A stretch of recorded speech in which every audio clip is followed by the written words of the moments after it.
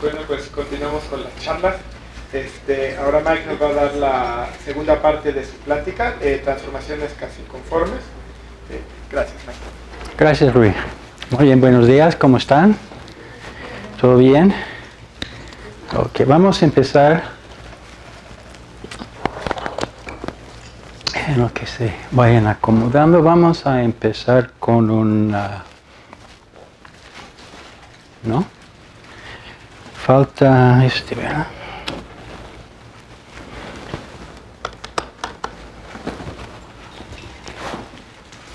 Con el juego. A ver. Es el juego de rompecabezas, de las piezas estirables. Entonces tú consigues este juego, viene en una caja. La caja puede tener cualquier forma. Es parte de la diversión. Entonces tú abres la caja y sacas las piezas y luego te das cuenta, como siempre nos pasa, que te hubieras fijado primero en cómo estaban acomodadas las piezas antes de sacarlas de la caja. En este caso son piezas mágicas que se achican y se agrandan. Dentro de la caja algunas estaban muy grandes y otras estaban muy chiquitas, pero cuando las sacas todas se normalizan y como se puede ver aquí todas las fichas tienen área 1. Entonces el problema es de ponerlos otra vez como deben estar para llenar la caja, como cualquier rompecabezas. Entonces estas piezas en este caso son triángulos, hay otros modelos y hay en N dimensiones, etcétera, pero estos son triángulos y cuando se estiran conservan sus ángulos, cuando se achican conservan sus ángulos. Entonces solo varía, cada pieza solo varía dentro de una clase de similitud de triángulos. Entonces si consigues la versión premium, los vendo en línea con descuento para alumnos de Simvestab. Doble descuento para los de Querétaro. Entonces, pues te dice cuál triángulo se conecta, pues cuál lado de cada triángulo se conecta con cualquier lado, con cuál lado de algún otro triángulo. De todas formas notan que los ángulos tienen que sumar ¿cuánto? 360 grados, 2pi, para que se llene el área sin dar huecos. Entonces esa es la condición y es un problema muy interesante. Tú tienes ya los triángulos, pero ¿cómo los acomodas si tienes que cambiarles de tamaño para que entren en toda la caja? Este es un problema que se conoce como un problema global. Depende de toda la configuración de la caja. Entonces, pues antes de que Carlos me reporte, vamos otra vez al tema, que es cómo encontrar una transformación conforme de una superficie en el plano, superficie en el espacio, a una región en el plano. Okay, entonces tenemos esta cosa ahí y quisiéramos saber cómo meterla en el plano. Para fijar las ideas voy a suponer que es pues una gráfica que no vaya dando vueltas. Esto simplifica mucho la explicación. Y pues para meterlo en el plano, pues yo hago lo más obvio, lo proyecto hacia abajo. Entonces, un elemento de la superficie puede describirse como un valor X y Y una altura A de X y Y. Eso describe perfectamente mi superficie. Y le mando al XY, así lo proyecto para abajo, y eso resuelve todas las condiciones del problema de mandarlo al plano, salvo lo de conforme, porque lo que es un triángulo equilátero allá arriba, pues no va a caer equilátero allá abajo necesariamente, por la distorsión del ángulo en que se va inclinado donde tú estás caminando allá arriba. Entonces ese es el problema de que la proyección está bonita, pero no sirve para resolver, o por lo menos no es la solución para resolver el problema de la transformación conforme. Ok, ¿estamos? Entonces la transformación conforme la voy a llamar phi. Entonces de alguna manera se llega a un dominio plano conservando los ángulos. Y pues si hay una transformación conforme, le compongo con la inversa de la proyección, o sea, lo que manda XY al punto con altura A de XY. Después aplico la transformación conforme y me va a dar una transformación de plano al plano, llámese F. Y la observación clave aquí es que si conozco F, ya encuentro phi. Es decir, phi es simplemente F siguiendo a la proyección P. Entonces el problema ahora se reduce a un problema en el plano, cómo encontrar la F, que podemos decir que para phi sea conforme, hay que encontrar una función F que deshaga la distorsión de ángulos que hizo la proyección. Pues esa es la condición. ¿Qué significa deshacer la distorsión de ángulos?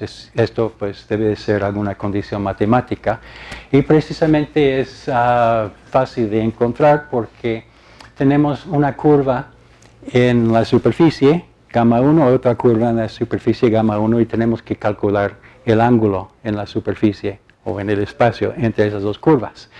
Gamma 1 y gamma 2 están arriba de dos curvas que podemos llamar X1, Y1 y X2, Y2.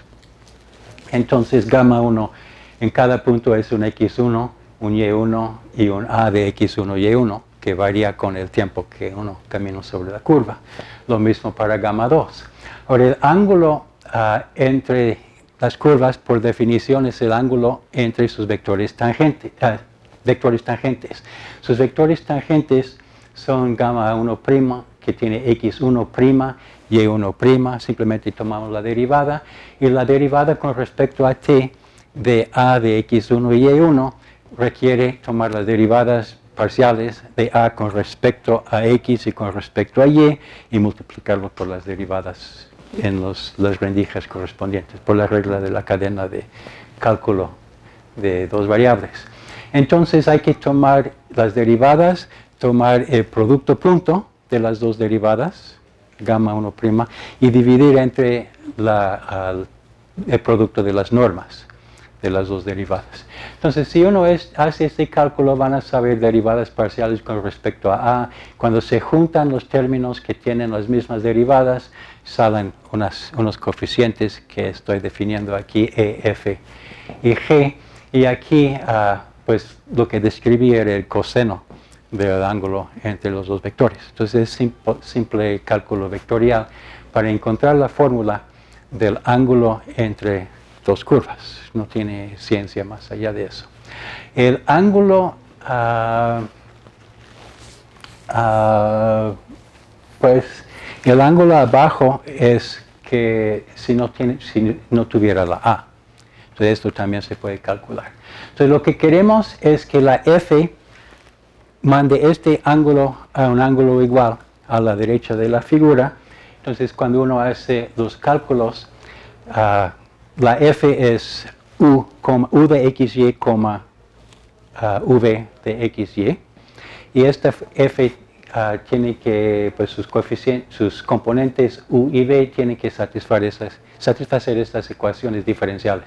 La derivada parcial de U con respecto de X es un coeficiente por una combinación de las derivadas parciales de U y V con respecto a Y.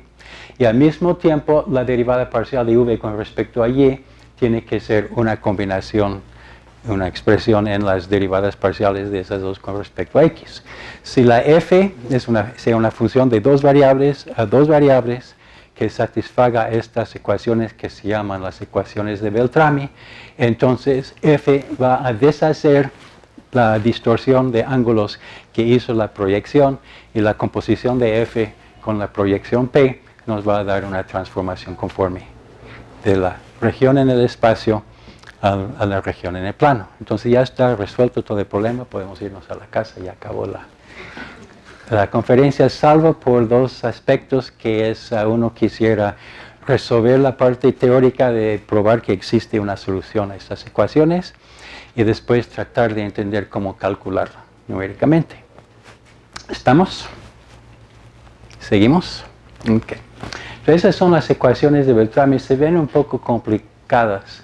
Entonces, a mí me gusta escribirlas de otra forma, con números complejos. Como ya se dieron cuenta ayer, me gustan los números complejos, z igual a x más y. Entonces, considero este número complejo que es e menos g en su parte real y 2f por la unidad imaginaria entre alguna fórmula en e, f y g. Ustedes pueden calcular que esta cantidad que llamo mu siempre es menor que 1 por la forma en que se definieron f y g, que tiene unos cuadrados ahí, siempre sale que esto es menor que 1.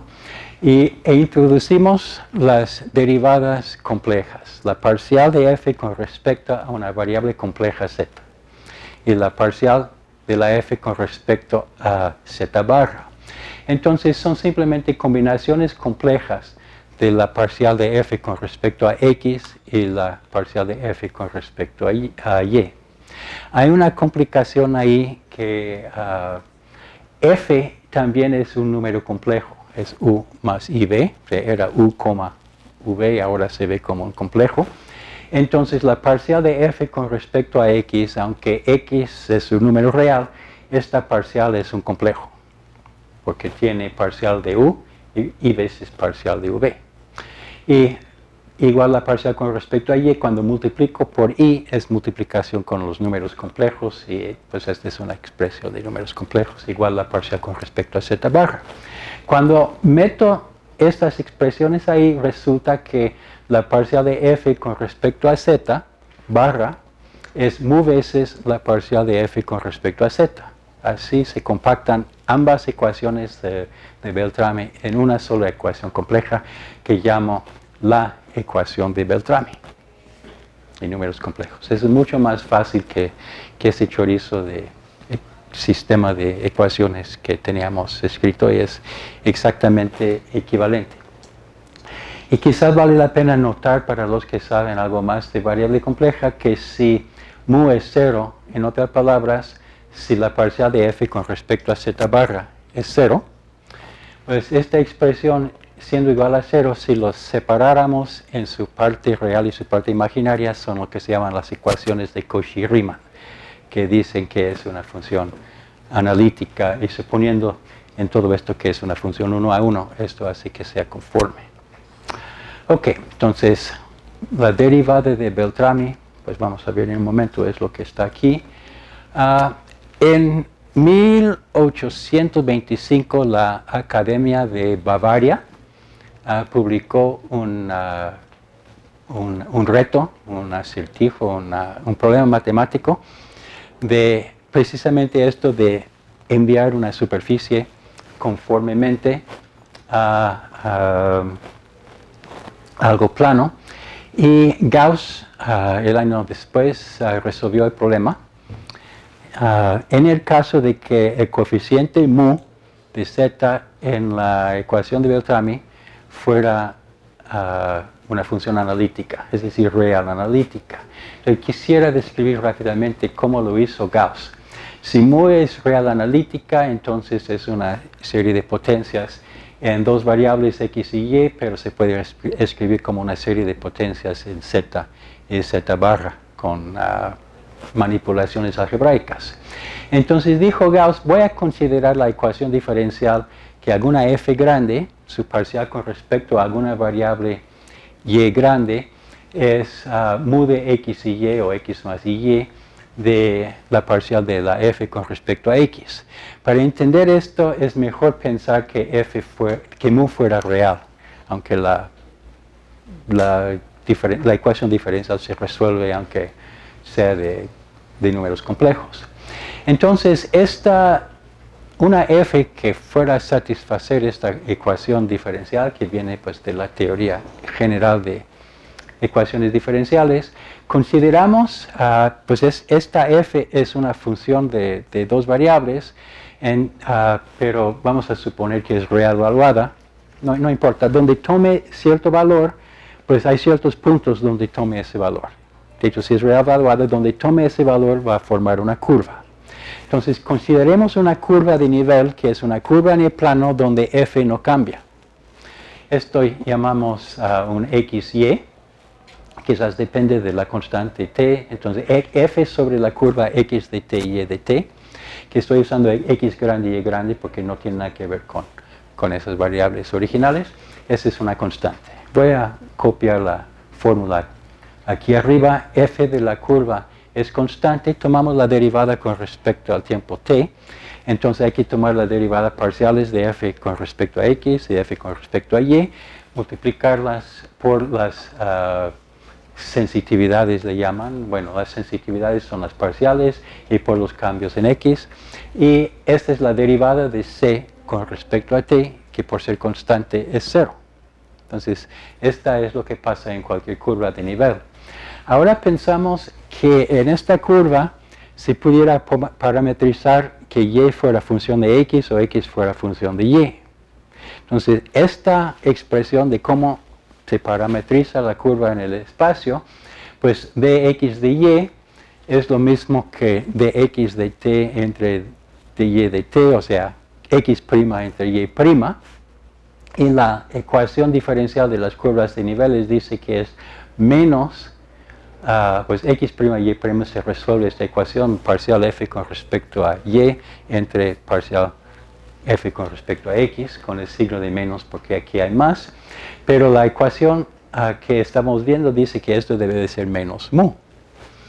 Entonces, pues esta es una fórmula. Y ahora es una ecuación diferencial ordinaria. Ya nos quitamos del mundo de las diferenciales parciales. Se resuelve esta ecuación ordinaria y la teoría general dice que la solución va a ser también una serie de potencias. Entonces tomamos esta solución analítica, dice Gauss, y tiene que hacer un poco de cosa complicada que si tú fijas un punto x0, pues el espacio se llena de esas curvas de nivel. Entonces hay uno que pasa, bueno, se resuelve este sistema de que la derivada es la función mu aplicada ahí y el valor inicial sea x0. Es como donde empieza la curva que pasa por el punto x0. Entonces, esta solución a esta ecuación, vamos a llamar la f de x y y.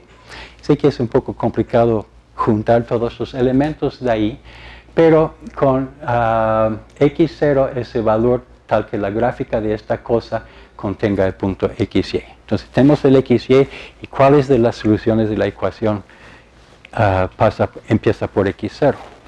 Entonces, pues esto te da la solución a la ecuación de Beltrami. Bueno, te da la solución a una ecuación que se parece a la ecuación de Beltrami, pero tiene y x independientes, que fue la idea curiosa de Gauss de pensar en z y z barra como si fueran valores independientes. Entonces, esta solución real analítica, pues metemos x igual a z y y igual a z barra, que realmente no deberían de ser independientes, y ya tenemos la solución a la ecuación de Beltrami. Es como magia negra. Pero esto no sirve si no hay series de potencias, porque si fuera una función general no hay manera de meterle dónde va z y dónde va z barra. De hecho, si supiéramos dónde meter la z y dónde meter la z barra en una función arbitraria de dos variables, es equivalente a resolver la ecuación de Beltrami. Bien, entonces vamos a ver qué dice la ecuación de Beltrami para funciones diferenciables. Su derivada de Beltrami es la derivada parcial con respecto a z barra entre la derivada con respecto a z.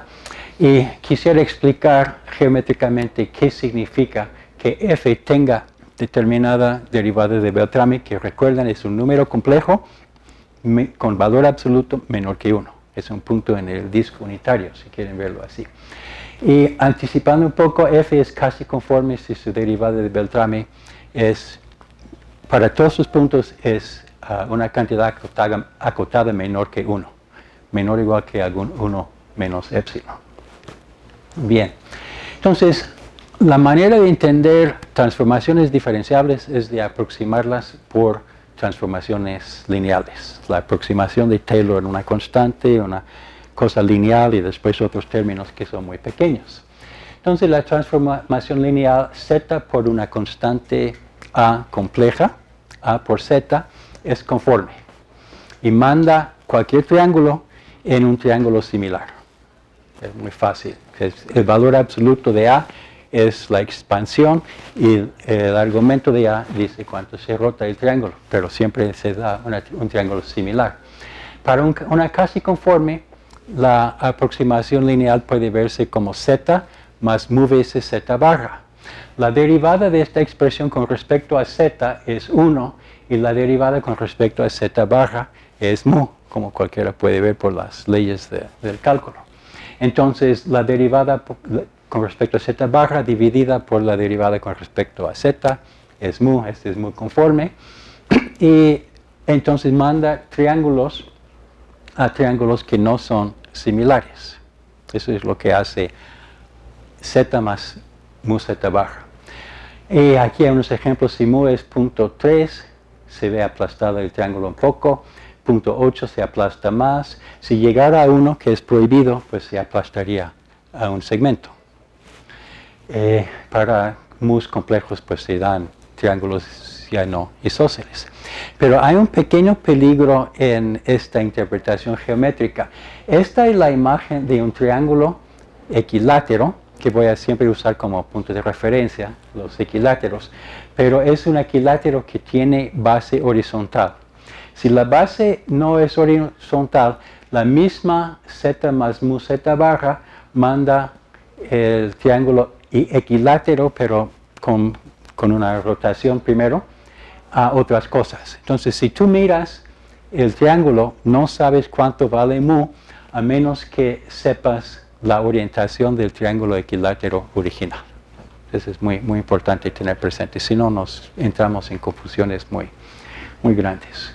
Ok, entonces la teoría de las transformaciones casi conformes diferenciales se puede desarrollar sus propiedades, pero esa teoría tiene un limitante, un defecto muy importante, que si tomo un límite razonable de transformaciones diferenciables casi conformes, el límite no tiene que ser casi conforme.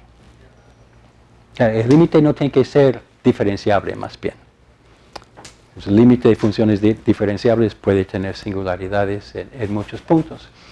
Y también resulta que hay aplicaciones importantes en las matemáticas donde las funciones que nos interesan no son diferenciables. Y eso ahora es lo que quisiera explicar de dónde viene.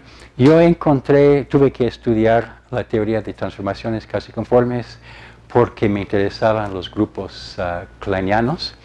Entonces, cuando llegaron los grupos kleinianos al mundo, pues salieron cosas que no eran diferenciables y se tenían que estudiar porque ahí estaban y el problema dependía de eso.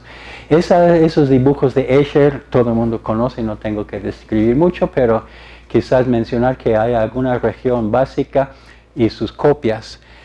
Cada configuración así, pues Escher tenía amigos que eran matemáticos, y esos matemáticos le mostraron estas configuraciones y le fascinaron y empezaba a dibujar cosas como cualquier niño que le das un diseño y le empieza a dibujar. Pero lo que importa es que hay una transformación de Möbius que manda esta región aquí en el centro a, digamos, esta región aquí. Y esta misma transformación manda el de al lado a uno de al lado, etc. Es una transformación que fija el disco. Y hay otra transformación que manda la región en el centro aquí afuera y otra para allá, y la composición de dos es otra tal, entonces forman un grupo de transformaciones. Y la otra cosa que tenemos que recordar es que si llegas cerca a un punto en la frontera, hay una infinidad de copias. Esas copias están rotadas y acomodadas en diferentes posiciones y no hay manera de verlo ahí porque si lo magnificas 1,000,000 de veces todavía hay cosas más cerca de la frontera que son más pequeñas que un píxel. Ok, entonces pues esta explicación muy larga es que los grupos fucsianos, que son estas cosas en un disco, forman familias. En cada familia se puede deformarlo. De alguna manera voy a describir qué es deformar, pero va a significar, por ejemplo, que hago que esta cosa cuadrada sea rectangular en lugar de cuadrada, por ejemplo. Entonces, muy bien. Entonces se deforman y se tienen familias continuas de grupos fucsianos y se pueden parametrizar mirando las transformaciones de Möbius que forman, que tienen sus AZ más B entre CZ más D, esos coeficientes pueden variarse, o se pueden ver la longitud de las aristas, los ángulos, etc., para describir cómo varían las familias. Y para describir lo que pasa cerca de la frontera, vamos a ver que necesitamos transformaciones casi conformes.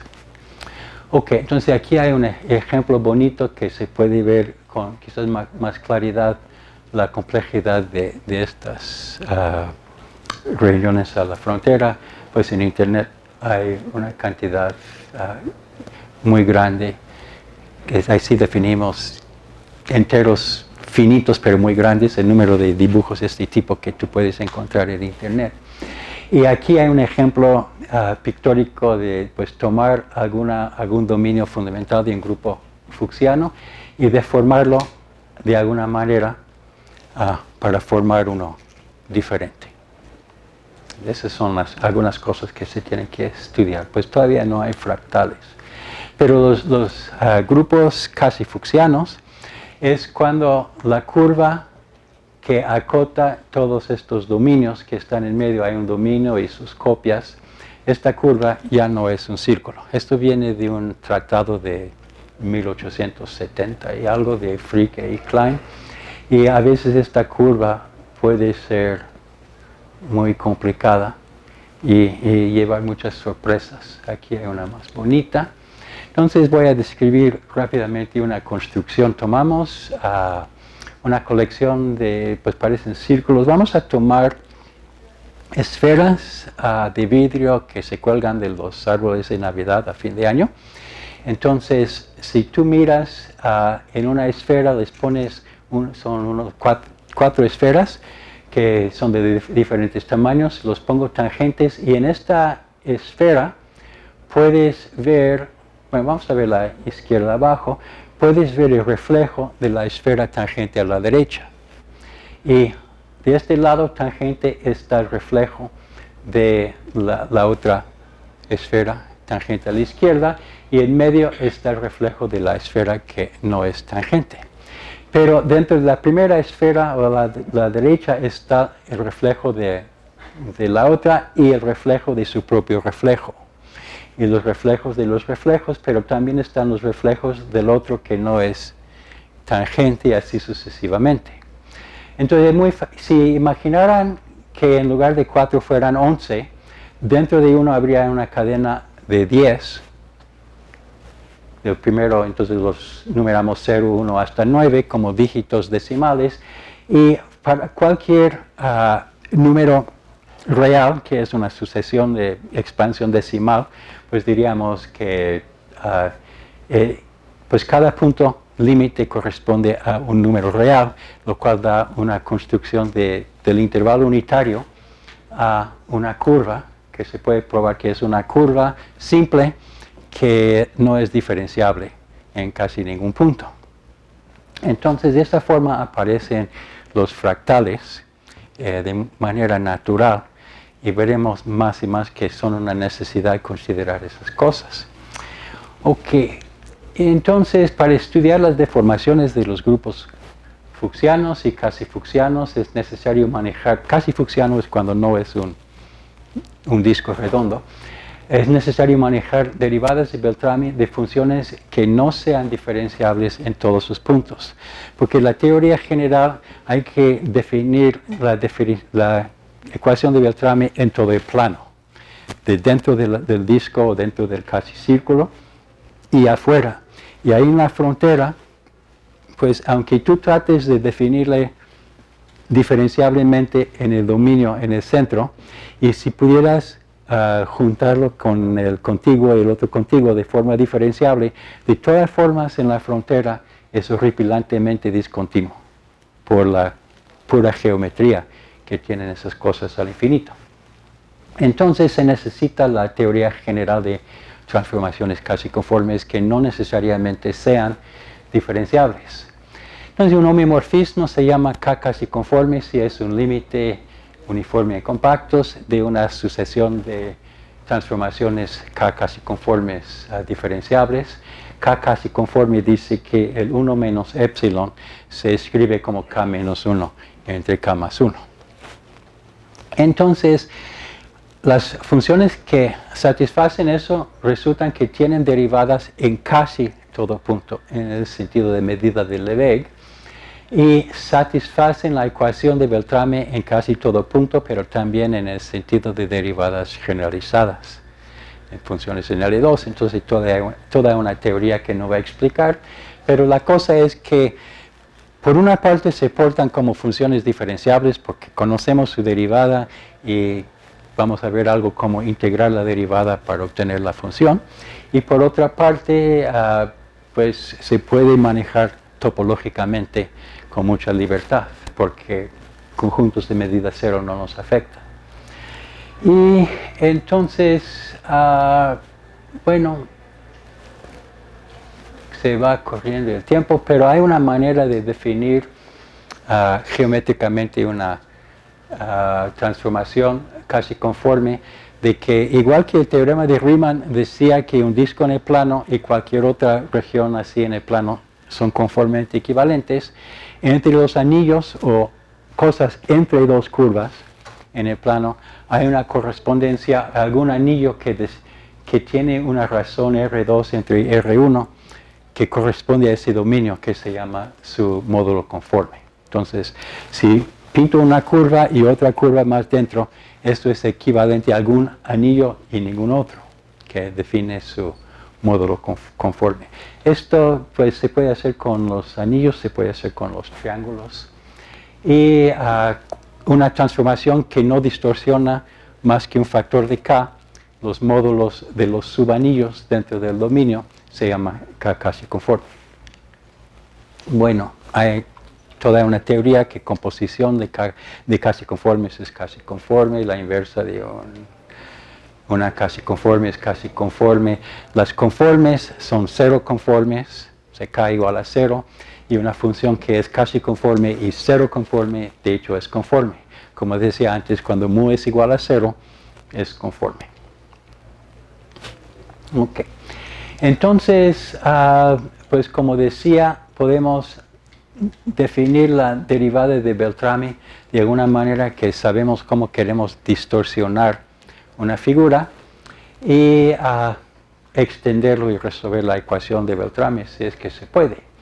Y esto se proyecta a superficies, entonces con todo eso viene el campo de los espacios de módulos, o móduli, o moduli, si quieres lucir tu latín. Entonces, la forma de deformar espacios se hace realmente deformando los grupos fuchsianos. Y por eso toda la teoría de espacios de módulos viene en primera instancia de la teoría de transformaciones casi conformes. La ecuación de Beltrami fue resuelta en 2800 por Gauss para mu que es real analítica y en diferentes condiciones de Hölder continua o simplemente medible en diferentes, pues se ocupó básicamente la primera mitad del siglo XX poniendo las bases de la teoría de transformaciones casi conformes. Es muy bonito cómo se fue desarrollando porque cada nivel son técnicas totalmente diferentes. Voy a describir rápidamente una solución. Hay unas integrales que tienen un denominador que vale 0 en el punto que más te interesa siempre. Si quieres calcular T1 de f en el punto z, la integral tiene una singularidad precisamente en ese punto z. Si pones el cuadrado es el T2 y tiene unas gracias, por ejemplo, la parcial con respecto a z barra de la T1 es su inversa. Aplicado a T1 da la función original, o sea, es su inversa por la izquierda. Y si tomamos la derivada con respecto a z de la T1, nos da la T2. Son teoremas de operadores y esto permite hacer unas manipulaciones muy bonitas. Si tomamos la función mu, aplicamos T2, multiplicamos por mu, aplicamos T2, multiplicamos por mu, T2. Esto lo hacemos n veces y le sumamos sobre los n's, pues es algo que si le llamo g, es casi obvio que si aplico T2 a g y después multiplico por mu, me da lo mismo, pero falta el primer término. Entonces cuando resto me da mu. Es una ecuación integral, por llamarlo así, y estudiando su teoría, que es todo un semestre o 2 semestres de análisis funcional, se puede llegar a la solución de la ecuación de Beltrami. Entonces es una forma que se hace. Otros métodos se han desarrollado de empacar círculos de diferentes diámetros para llenar una región. Esto es un método de Thurston de resolver el map de Riemann, la transformación conforme en el plano, que no tuve tiempo de platicar ayer, pero también se puede hacer para la ecuación de Beltrami. Difícil analizar numéricamente, yo no creo que converja tan rápido tampoco. Otras investigaciones me da la oportunidad de mencionar una aplicación que no había realmente justificado por qué queremos resolver este problema de una superficie en el espacio conformemente a un dominio en el plano, salvo en la situación de la proyección de Mercator y hacer maps conformes de la Tierra, que no sé qué tan convincente era como una aplicación. Entonces vemos una aplicación al mismo tiempo. Vamos a suponer que tú quieres hacer un mapa. Bueno, aquí está la corteza, pero realmente nos van a interesar otros órganos dentro del cerebro. Entonces está con mis conocimientos de medicina y anatomía, les puedo platicar de la cosa amarilla, la cosa azul, la cosa verde, etc.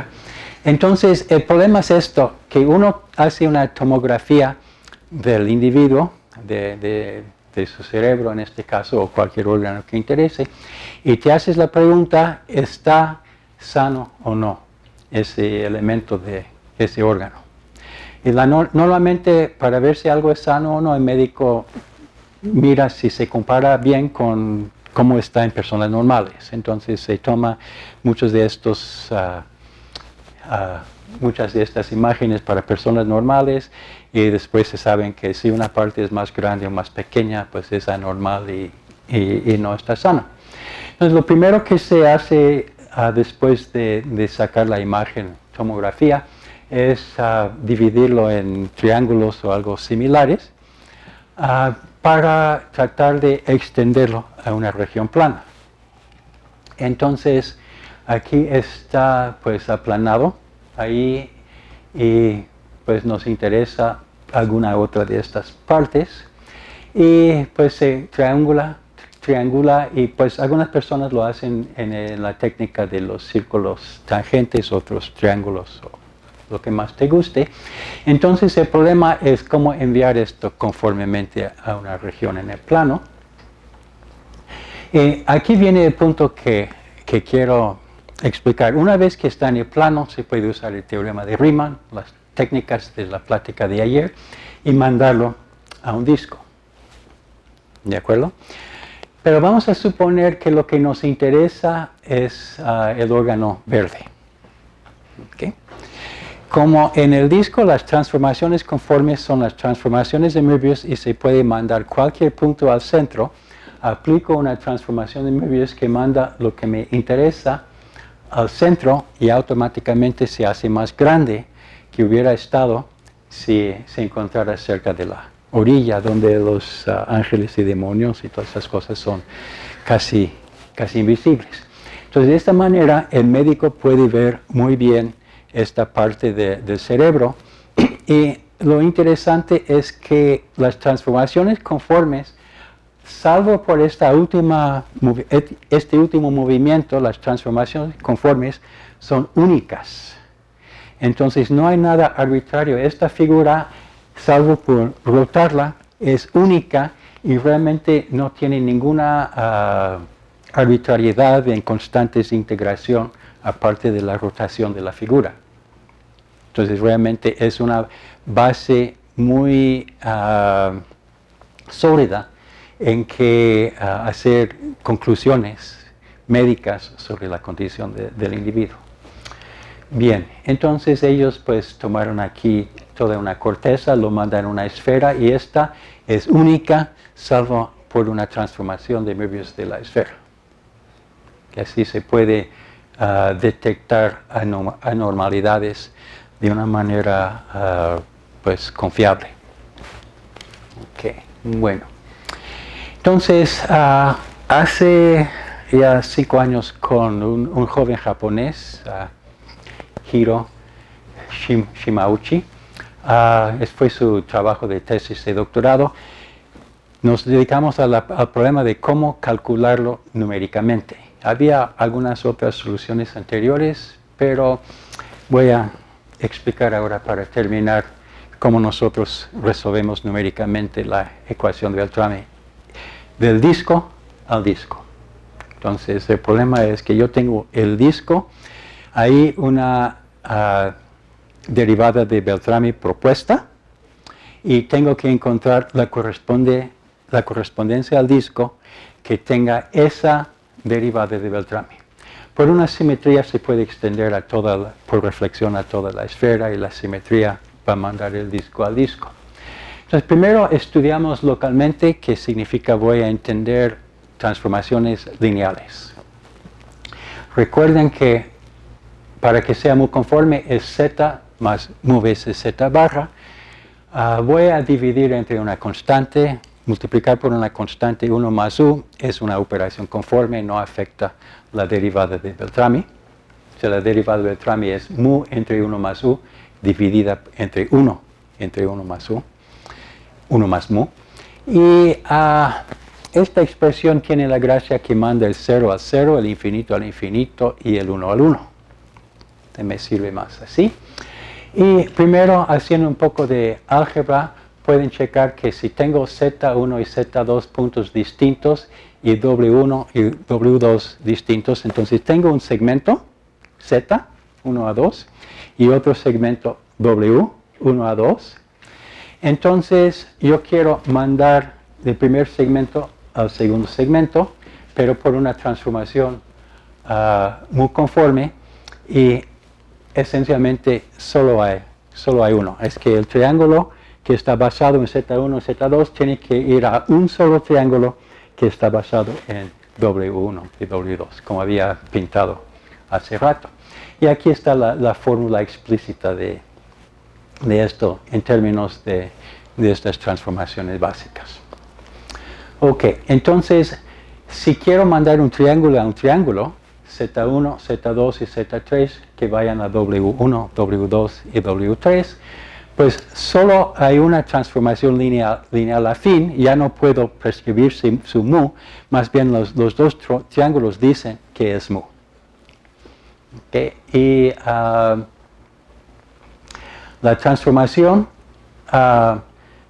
si es mu conforme, tiene que satisfacer esta condición entre los W's y las Z's. Para que el triángulo Z vaya al triángulo W, que sea mu conforme, es solamente si se satisface esta ecuación diferencial, que L mu de Z2 menos Z3 veces W1 etcétera, etcétera, etcétera. Esto va a ser muy importante porque voy a querer resolver para los W's para encontrar la solución a la ecuación de Beltrami. Entonces, esta es la ecuación que quiero resolver. Pero voy a querer resolver muchas. Entonces, tomo el disco, lo corto en triángulos. Como puede ver, ajusté los radios de estos círculos de manera que los triángulos sean equiláteros. Todos equiláteros, pero muy pocos tienen base horizontal, pero ya sabemos manejar ese detalle. Y el problema es que, ¿dónde envío cada triángulo para llenar el disco? Entonces, este es el problema de rompecabezas de piezas estirables, porque la derivada de Beltrami propuesta en el disco me dice para cada triángulo que conozco aquí, pues sus ángulos que son todos iguales y su orientación, porque ahí está, puedo saber exactamente cómo es la clase de similitud del triángulo imagen. Y el problema es cómo les meto en la caja redonda. Este es precisamente el problema de resolver la ecuación de Beltrami. Entonces, ¿cómo se hace? Pues resolvemos estas ecuaciones. Facilitamos, encontramos que es mucho mejor cambiarlo para que todos los triángulos sean del mismo tamaño. Entonces, tomamos el logaritmo. Z grande es el logaritmo de Z en el disco. Esta figura se repite, ahí está 2pi, para los que reconozcan ese número, y se repite 2pi, 2pi, 2pi, pero es una copia para que recuperemos la z minúscula original aplicando la exponencial a i veces z, y queremos encontrar de z grande a w grande, cómo va. Entonces, las incógnitas son los valores wjk de toda la matriz de puntos que tenemos, imágenes de zjk, bajo la transformación mu conforme. Entonces ya sabemos que la L de z tantos menos z tantos sobre las aristas del triángulo nos dan los coeficientes que hay que poner en lo que ahora es un sistema de muchas ecuaciones, muchas incógnitas. Entonces resolvemos este sistema de ecuaciones, pero esta ecuación dice que la función lineal afín del triángulo Z al triángulo W es mu conforme cuando la AJK, BJK y CJK se calculen en términos de mu y la posición del triángulo. En el borde hay otras ecuaciones que no voy a platicar y se puede extender a todo el plano, pueden hacer varios trucos. Ok, entonces para enviar esta cosa a otra, tenemos este sistema de ecuaciones. Es posible escribirlo, es casi imposible no escribirlo como una ecuación de matrices. Entonces es A por W igual a B. Hay un método de mínimos cuadrados que cualquier paquete numérico que tú compres va a tener alguna fórmula que dice least squares de A, B y te produce W, que es una fórmula conocida en los libros de textos que produce una solución W que no es una solución exacta porque tenemos más del doble de ecuaciones que de incógnitas, pero te da la mejor solución en el sentido de la norma de suma de cuadrados, es decir, que la AW menos B, que es el residuo de esta ecuación, sea lo mínimo posible. Entonces, simplemente metas esas ecuaciones en el paquete y te da la solución de mínimos cuadrados. Entonces, esto se ve de pues te da una colección de números, hay que aplicar la exponencial ahí para obtener ahora la propuesta solución, y si lo haces es exactamente lo mismo de resolver el problema de los rompecabezas con piezas estirables triangulares. Vamos a dar un ejemplo. Pongo la derivada de Beltrami constante igual a punto medio, punto 5, un medio en el semiplano superior, más bien en el semidisco superior y le defino mu de z igual a 0 en el inferior para recalcar que debería funcionar aunque la derivada de Beltrami no sea diferenciable. Entonces es dos constantes diferentes separados por el eje horizontal.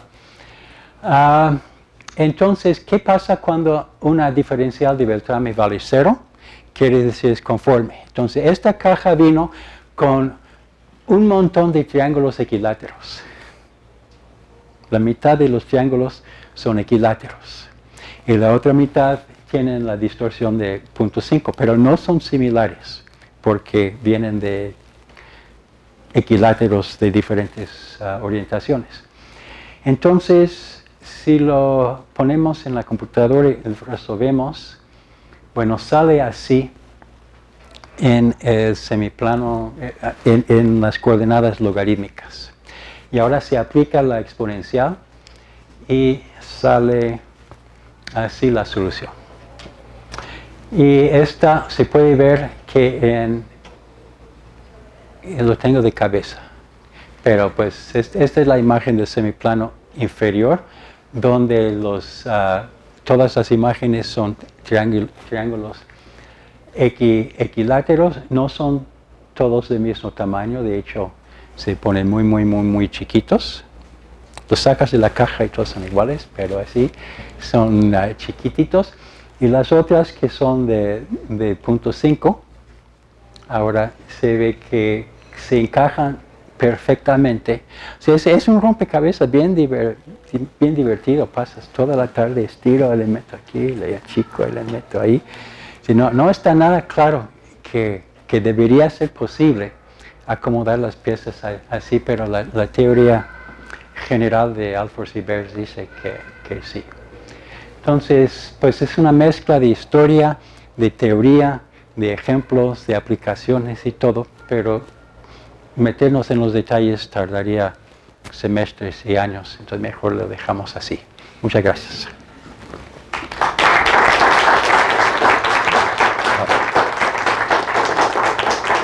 ¿Hay preguntas para Mike? Sí, bueno. Mike, ¿en qué curso se ve lo de la ecuación de Beltrami?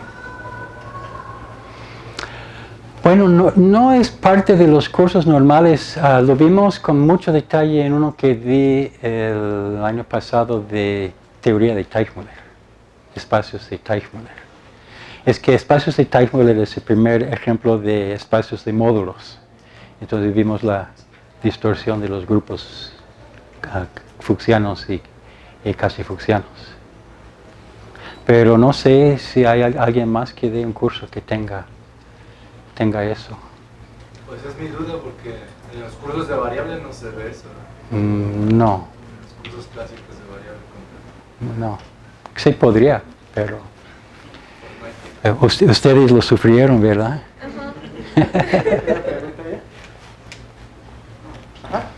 Sí.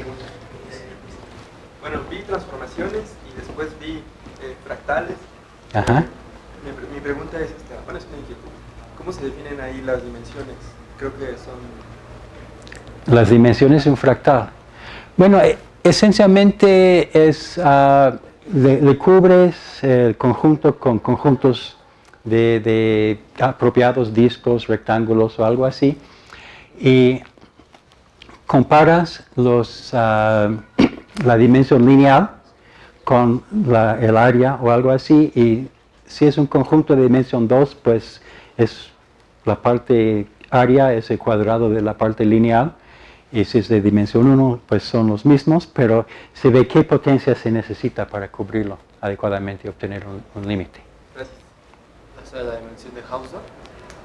Pues cualquiera de las dimensiones tienen alguna idea así de alguna potencia, me parece. Damos las gracias a Mike otra vez. Gracias.